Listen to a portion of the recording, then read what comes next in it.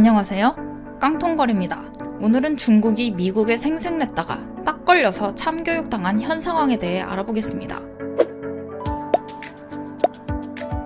지난 4월 6일 백악관 기자회견에서 홍콩 봉황TV 기자가 트럼프에게 질문을 했습니다. 그런데 질문이라기보다는 생색내기 발언이라 도란프의 심기를 건드렸습니다. 봉황TV 왕위위 기자는 지난주 중국에서 항공기 여러 대를 보내 의료지원품을 미국에 전달했다. 화웨이와 알리바바도 미국에 기부했다. 마스크 150만 개, 의료용 장갑, 의료용품도 대폭 지원했다고 말했습니다. 안 그래도 공사가 다망해 스케줄이 빡빡한 도란프를 세워두고 기자가 연설을 한 거죠. 트럼프는 질문이 아니라 성명 같다며 거슬린 심기를 드러냈다고 합니다. 하지만 기자는 눈치 없이 연설을 계속했습니다. 어제 중국 대사 추이텐카이가 뉴욕타임스에 미국과 협력하고 있다는 내용의 칼럼을 썼는데 이번 사태와 관련해 중국과 협력하고 있냐고 물은 거죠. 여기에 드디어 빡친 도란프가 질문 공세를 퍼부었습니다. 트럼프는 기자에게 누구를 위해 일하냐? 중국인가? 라고 물었습니다. 기자는 아니다. 나는 홍콩 봉황TV 소속이다. 라고 대답했죠. 그러자 트럼프가 봉황TV는 중국 소속인가? 정부 소유인가?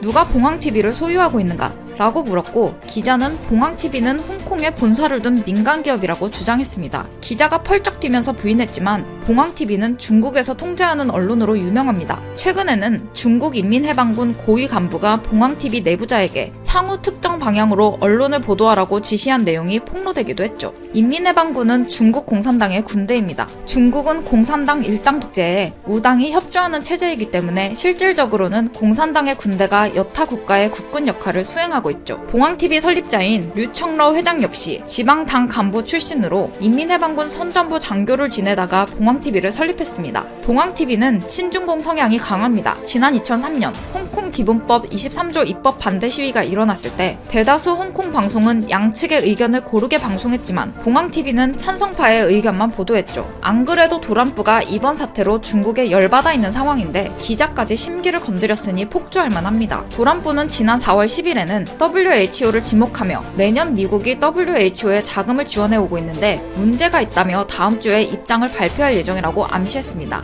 WHO 사무총장인 테드로스 아드하놈 게브레예수스는 최근 이번 사태와 관련해 거짓말을 일삼고 무능하니 사퇴해야 한다는 여론이 전 세계적으로 거세지고 있습니다. 중국과 일본이 WHO 사무총장에게 로비했고 사태가 이 지경이 되도록 WHO가 손 놓고 있었다는 주장은 이미 유명하죠. 트럼프는 지난 8일 화상 브리핑에서 이번 사태 대응이 중국 중심으로 진행됐다며 사무총장을 강하게 비판했습니다. 그러자 사무총장도 질병을 정치 쟁점화하지 말라면서 발끈했다고 합니다. 심지어 만일 시체 포대를 더 많이 보고 싶다면 그렇게 해라 라며 트럼프에게 막말까지 했다네요. 진흙탕 싸움이 된 거죠. 트럼프에게 더 이상 시체가 늘어나는 걸 보고 싶지 않다면 질병을 정치에 이용하지 말라고도 주장하면서 WHO를 손가락질하는 불장난은 그만하라고 입에 거품을 물었다고 합니다. 트럼프는 WHO가 중국의 눈치를 본다면서 계속 이런 식으로 나오면 지원금을 끊겠다고 으름장을 놨습니다. 로이터 통신에 따르면 미국이 지난해 WHO에 지원한 금액은 4억 달러 이상으로 가장 많았고 중국은 4,400만 달러에 불과하다고 합니다. WHO 사무총장은 그동안 친중 발언을 해오면서도 도란프가 으름장을 놓자 미국이 계속 WHO에 지원금을 보내줘야 한다고 답변했다고 하네요. 미국은 이번 사태 때문에 중국에 이를 갈고 있는 것처럼 보입니다. 지난 9일 미국 백악관은 국영 매체인 미국의 소리가 중국 정부의 대응 상황을 선전, 홍보하고 있다고 비판했습니다. 백악관은 VOA는 너무 자주 미국 시민이 아닌 미국의 적을 대변한다면서 미국인의 세금으로 중국의 프로파간다를 홍보한다고 비판했다고 하네요. VOA는 미국 정부의 자금을 지원받는 국제방송이라고 합니다. 이 매체는 중국 후베이성 봉쇄령이 성공적인 모델이라며 세계 각국에서 이를 따라한다고 칭찬했다고 합니다. 또한 중국 공산당 정부가 벌인 봉쇄 해제 기념 축하 조명쇼 영상을 홍보하기도 했다네요. 이번 발표에서 미국은 중국이 자신들의 적임을 분명히 했습니다. 전쟁이 시작된 겁니다.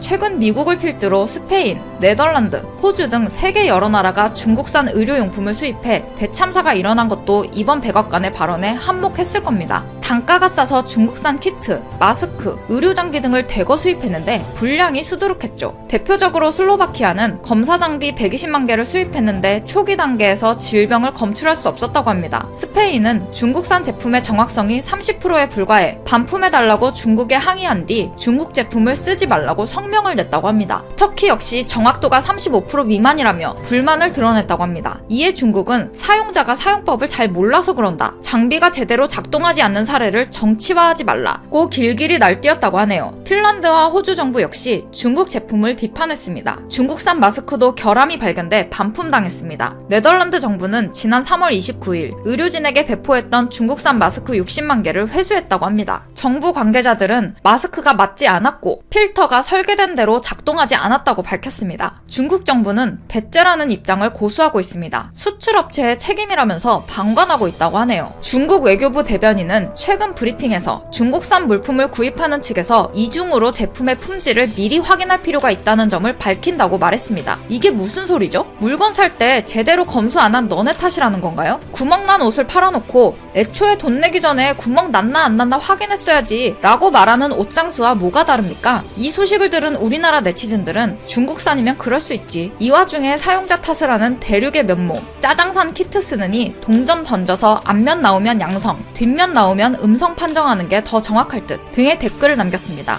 저걸로 진단하고 환자가 감소했다고 지금까지 자랑한 거야? 그런 거야? 그럼 진단도 안 되는 키트 가지고 지금까지 후베이성 내 환자들을 어떻게 파악했으며 추가 감염 없음이라는 결과는 어떻게 낸 거임? 등의 응용편 댓글도 있었습니다. 세계 각국에서는 막대한 혈세를 들여 중국에서 물품을 수입했는데 성한 물건이 하나도 없으니 전 세계 역시 열받은 상태입니다. 그루지아 정부는 불량 물품을 보낸 중국 업체와의 수입을 계약 해지했다고 밝혔습니다. 그리고 좀 더 비싸더라도 한국산을 수입하기로 결정했습니다. 그런데도 중국 정부는 수입국들이 객관성 없는 보도를 내보내고 있다며 비판했다고 하네요. 중국 공무원은 최근 베이징에서 언론 브리핑을 열고 일부 국가의 언론이 제기한 중국산 의료 물품 불량 문제는 객관성을 잃은 보도라면서 사실을 전면 부인했습니다. 중국 국민들 역시 다음과 같은 댓글을 남기며 길길이 날뛰고 있다고 합니다. 그래도 적중률 30%는 나온다는 거 아니었어? 체코가 사갔던 것은 항체 진단에 대한 키트였고 체코의 보건부 차관 로만 프리물라는 80%의 오진율은 3일과 5일 내에 항체가 존재하는지에 대한 검사율이라고 밝혔어. 하지만 9일 후로 계산해보면 80%의 오진율이라는 건 절대로 사실이 아니야. 그때는 오진율이 20%에서 30% 정도일 거야. 그러니까 우리나라 진단키트는 감염 판정 후 막판에 써야 정확한 거야. 저딴 나라는 죽던지 말던지 내버려 두라고 뭐하러 신경 쓰냐? 말이 안 통하는 반응이네요. 최근 전 세계에서 중국과 대립하고 특히 미국이 중국을 저격하는 상황이 벌어지자 우리나라가 더욱 재조명되고 있습니다. 한국은 군대 없이 지구를 침략했다며 외신들이 극찬하고 있습니다. 스페인 3대 일간지인 엘 문도는 우리나라 보건복지부를 소개하며 한국은 자가진단 앱 사용률이 90%라고 극찬했습니다. 스페인을 포함한 유럽 대부분이 국가가 봉쇄령을 내렸지만 한국은 뛰어난 기술력과 투명한 정보 공개, 성숙한 시민의식으로 민주적 방식의 방역에 성공했다고 놀라워했죠. 스페인 최대 일간지인 엘 파이스 역시 한국은 실제로 투명하게 정보를 공개해 적절히 위기에 대응했다고 평가했습니다. 스페인 월간지인 아이콘도 문화강국은 이렇게 만들어진다는 특집 기사를 내며 세계 11위 경제대국, 수출 규모 세계 6위인 한국의 위상을 부인할 사람은 아무도 없다고 강조했다고 하네요. 그동안 한국 의료용품은 세계 시장에서 별 볼 일 없었습니다. 그동안 의료용품 수출 상위 국가는 독일, 미국, 스위스, 네덜란드, 벨기에 순이었고 수입 상위 국가는 미국, 독일, 중국, 벨기에, 네덜란드였습니다. 한국은 수출입 모두 상위 10위권에 속하지 않았죠. 최근 인기가 많아진 마스크 등 개인보호용품 품목의 경우 지난해 세계교역에서 우리나라가 차지하는 비중은 2%에 불과했습니다. 하지만 팬데믹을 계기로 한국의 방역체계와 제품에 대한 각국의 관심이 커지면서 우리나라는 전 세계의 롤모델로 자리 잡았습니다. 이에 따라 마스크, 소독제, 휴지 등 관련 품목의 수출 기회 또한 증가했죠. 코트라에 따르면 지난달 손소독제 수출은 604%, 키트 수출은 117% 급증했다고 하네요. 우리나라 네티즌들은 역경을 딛고 일어서는 능력은 대한민국이 최고인 듯 대한민국을 그동안 인정하지 않은 거지. 힘도 약하고 땅도 작은 개발도상국같이 생각한 게 미국과 유럽이야. 그런데 막상 보니 선진국들이 이름만 선진국이지 하는 대응책이나 시민의식 보니 영 아니야. 이번 기회에 대한민국은 활짝 비상할 수 있을 거야. 의료인들 수준도 세계 최고급이라고 생각함. 의료 관광 많이 와서 경제도 살리고 의료인들 처우도 개선됐으면 좋겠음 등의 반응을 보였습니다. 최근 미국은 중국을 상대로 이번 사태에 대한 피해 보상을 요구하고 있습니다. 중국 정부가 신속하게 정보를 제기하지 않아 이번 사태가 확산됐고 개인과 기업들이 건강, 경제에 피해를 봤다는 것이죠. 인도와 영국 등 여러 나라도 이런 분위기에 숟가락을 얹으며 중국에게 보상하라고 목소리를 높이고 있다고 합니다. 어느 쪽이 소송에서 이기든 진정한 승자는 한국이라는 게 학계의 정설입니다. 오늘 준비한 영상은 여기까지입니다. 끝까지 시청해주신 여러분 감사합니다. 다음 영상에서 만나요. 한국 반도체 역사적인 사건이 발생했습니다. 즐거운 라디오, 좋아요, 구독 한 번씩만 부탁드리면서 오늘 방송 시작하겠습니다. SK하이닉스가 대형 사고를 터뜨렸습니다. 미국 인텔의 메모리 사업, 그중 낸드 플래시 사업 부문 전체를 10조 3천억 원에 인수할 것이라는 소식이 보도가 되었습니다. SK하이닉스는 20일 해당 내용을 담은 양도 양수 계약을 체결하겠다고 밝혔으며 인수 관련 이사회를 열고 해당 사안을 최종적으로 의결했다고 합니다. 엔비디아가 무려 47조 원을 투자해서 암을 인수한 것에 이어 대형 반도체 기업들 간의 메가톤급 인수 합병이어서 많은 관심을 불러일으키고 있는데요. 해당 이슈를 보는 시각은 굉장히 다양합니다. 한번 꼼꼼히 짚고 넘어가도록 하겠습니다. 우선 구체적으로 인수되는 내용을 보면 인텔의 SSD, 솔리드 스테이트 드라이브 사업 부문과 낸드 단품, 웨이퍼, 중국 다롄에 위치한 인텔의 기존 낸드 플래시 공장을 포함한 낸드 사업 부문 전체로 보입니다. 관심을 모았던 인텔의 옵테인 사업부는 제외가 되었죠. 인텔이 쉽게 주지는 않을 것으로 예상이 되었습니다. SK하이닉스와 인텔은 10월 20일자로 계약을 체결했고 양수 기준일은 2025년 3월인데요. 2021년 말까지 주요 국가들의 규제 승인을 얻기 위한 본격적인 작업에 착수하고 규제 승인을 얻을 것으로 예상되는 내년 하반기에 8조 원가량을 우선적으로 지급하고 2025년 3월에 2조 원가량을 지급해서 계약이 마무리되는 형태로 예상됩니다. 2021년 말부터는 SK 측의 신설 자회사를 통해서 경영할 것으로 보여지고 있습니다. 2021년에 우선 인텔의 낸드, SSD 사업과 중국의 다른 공장 자산을 받아오고 인수계약이 종결되는 2025년에는 웨이퍼의 설계와 생산 관련된 지적 재산권이나 R&D 인력 등을 인수하는 형태입니다.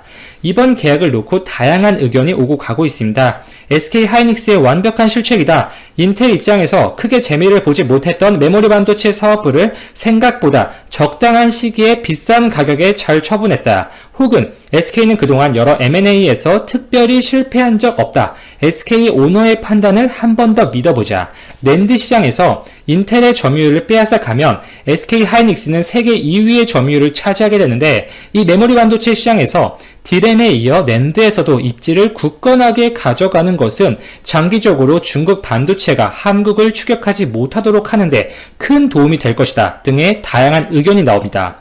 SK하이닉스는 아시다시피 메모리 반도체에서 거의 모든 수익이 나오는 반도체 기업입니다. 이 파운드리에서도 괄목할 만한 성장을 거듭하고 있는 삼성전자와는 조금 케이스가 다르죠.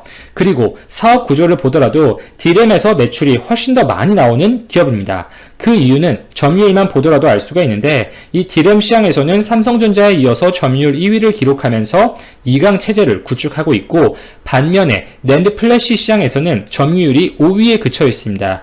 2019년 매출액 기준으로 삼성전자, 키옥시아, 웨스턴 디지털, 마이크론 그 다음 순서죠.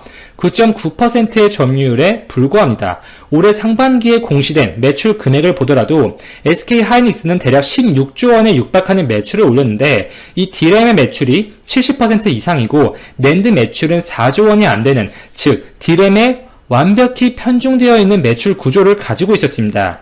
인텔이 보유하고 있는 낸드 지분 9.5%가량을 가져가면 SK하이닉스는 디램에 이어서 이 낸드에서도 키옥시아를 제치고 세계 2위의 점유율을 차지하는 기업으로 올라서게 되고 어느 정도 규모의 경제를 보여줄 수 있는 높은 시장 점유율을 가져갈 수 있게 됩니다. 특히 SK하이닉스가 어려움을 겪고 있는 파트는 SSD였죠. 이 사업 자체가 말씀드렸듯이 디램에 편중되어 있고 향후 데이터 시대, 이 빅데이터 시대를 맞아서 기업용, 데이터 센터용 메모리의 수요는 폭발적으로 늘어날 수밖에 없는데 여기서 SK하이닉스의 포트폴리오 이 수익 구조가 조금은 지엽적이다. 관련 경쟁력이 떨어진다라는 지적이 많았습니다. 이 낸드 플래시 단품만 놓고 보면 분명 SK하이닉스의 기술력은 우수하다고 평가할 수가 있습니다. 업계 1위인 삼성전자와 비교해도 크게 떨어지지 않는다는 의견도 업계에서는 자주 나오고 있어요. 이 과거에 낸드 메모리면 그 단품으로서 USB나 MP3 등에 탑재가 되었었죠. 그러나 지금은 시대가 바뀌었습니다. 낸드 단품만 공급되는 것보다는 이 두뇌 역할을 하는 컨트롤러나 펌웨어 등과 함께 솔루션으로서 공급이 됩니다. 이러한 낸드 솔루션 제품의 수요가 앞으로 데이터 시대를 맞아서 그 니즈가 증가될 수밖에 없고 해당 제품을 출시하고 판매해야 기업 입장에서 수익성이 높을 수밖에 없습니다. 이번 바이러스 사태를 맞아서 특히 비대면 수요가 급증했죠. 그에 따라서 요구되는 서버용 SSD의 수요가 크게 증가한 것이 사실이고 지금 이 보수적이었던 마이크로소프트를 포함한 많은 데이터 기업들도 추가적인 설비 투자를 고심하고 있는 상태입니다. 이렇게 낸드 솔루션 제품의 수요, SSD의 수요는 폭발적으로 늘어날 것이 확실하고 이 SSD 시장은 삼성전자가 1위를 달리고 있는 분야죠. 삼성은 자체적으로 제작하는 컨트롤러의 성능이 굉장히 우수합니다. SSD의 컨트롤러는 매우 중요하죠. 이 두뇌의 기능을 하는 것인데 컨트롤러의 기능을 보면 해당 데이터를 어디에 집어넣고 언제 어떤 타이밍에 정확하게 끄집어낼지를 결정하는 지휘자의 역할을 한다고 볼 수가 있죠. 이 컨트롤러의 성능과 SSD의 경쟁력이 바로 직결되기 때문에 컨트롤러 기술에 가장 앞서 나가는 삼성전자가 SSD 시장을 리딩하고 있는 것은 당연하다고 볼 수가 있습니다.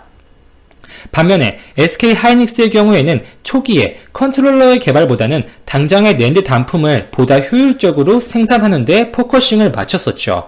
물론 그 이후에는 솔루션 경쟁력 강화에 분명히 힘을 쏟고 있어요. 미국의 바이올린 메모리의 PCRE 부분을 인수했고 하이닉스는 일본 키옥시아의 투자 지분을 갖고 있죠. 4조 원에 육박하는 금액을 투자했었는데 이와 같은 투자를 결정했던 이유 중에 하나가 키옥시아의 컨트롤러 기술 협력을 염두에 두었다는 의견도 있었습니다. 지금이야 SSD 하면 삼성이지만 초창기만 하더라도 인텔이 꽉 잡고 있던 분야였죠.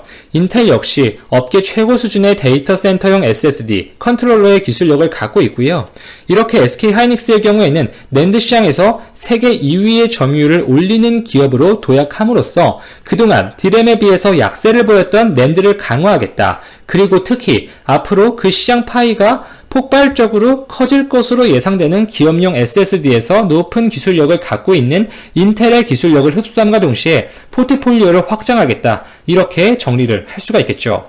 물론 단기적으로 볼 때는 현재 SK하이닉스의 낸드 파트는 사실 적자죠. 그동안의 추이를 볼 때 이 낸드 사이클의 고점에서는 영업이익률 15%, 저점 시에는 영업이익률이 마이너스 30%까지 찍기도 했어서 최근 2년간 평균적으로는 마이너스라고 볼 수가 있습니다.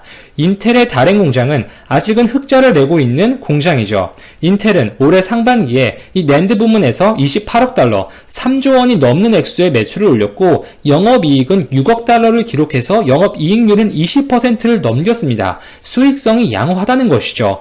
그러나 이러한 점을 고려하더라도 SK하이닉스의 이 인텔 메모리 사업 인수가 단기 실적에 드라마틱하게 긍정적인 영향을 미칠 가능성은 낮다고 볼 수가 있고 이 중장기적으로 바라봐야 되는 사안이겠죠. 이 다른 공장은 중국 내에 위치한 공장인 만큼 이 미국과 중국의 싸움, 지정학적 요인으로 인해서 발생할 수 있는 리스크는 분명 있을 수 있다. 이렇게 볼 수는 있을 것입니다. 인텔의 경우를 보면 우선 인텔은 확실히 선택과 집중을 하고 있는 모습이죠. 특히 7나노 미세 공정을 기반으로 한 제품 생산에 확실히 어려움을 느끼고 있고 이 인텔의 경쟁사인 AMD가 TSMC 측의 위탁 생산을 맡김으로써 최신 제품 제조 공정에서 분명히 앞서 나가고 있는 것이 사실입니다. 그에 따라서 7나노 진입에 더 힘을 쏟기보다는 이 TSMC나 삼성전자 등의 외부 파운드리 기업의 생산을 위탁하는 방안을 검토 중이라는 이야기가 지속적으로 나오고 있고요. 이 또한 메모리 반도체에 투자했던 인텔은 몇 년간 눈에 띄는 실적을 이 기대만큼 내지 못한 것이 분명 사실이고 이번 계약을 통해 받는 10조 원의 매각 대금을 주력 분야인 CPU나 향후 사물 인터넷 개발 등에 활용해서 이 본인들이 조금 더 잘할 수 있는 부분으로 사업 분야를 집중화시켜서 좁히는 모습으로 해석할 수가 있겠습니다. 특히 주력 사업인 CPU에서 AMD의 추격이 무섭기 때문에 이 주력 산업인 CPU에서 리더십을 뺏기면 인텔이 욕심을 냈었던 초미세 공정이나 이 메모리 반도체나 사실 의미가 없어지는 것이죠. 특히 주력 사업인 CPU에서 AMD의 추격이 매섭기 때문에 이 주력 산업인 CPU에서 그 리더십을 뺏기면 인텔이 욕심을 냈었던 공정, 이 초미세 공정이나 메모리 반도체나 사실 큰 의미가 없어지는 것이죠. 비주력이었던 사업들을 정리하고 AMD로부터 거센 추격을 받고 있는 이 주력 사업인 시스템 반도체에 집중하겠다는 이 팹리스 기업으로서의 인텔의 의지가 엿보입니다. 단기적으로는 SK 하이닉스에게 눈에 띌 만한 당장의 매출에 긍정적인 영향을 줄 만한 요인들은 많지 않다고 생각하지만 장기적으로는 괜찮은 딜이라는 생각입니다. 그리고 이렇게 D램과 낸드 플래시 모두에서 한국 반도체 기업들의 위상이 올라가며 특히 D램에 비해서 기술 난도가 낮은 낸드에서 한국을 추격하기 위해서 혈안이 되어 있는 중국 반도체에게는 청천벽력이 될 만한 소식이겠죠. 이상 즐거운 라디오였습니다. 오늘도 제 방송을 들어주셔서 진심으로 감사드립니다.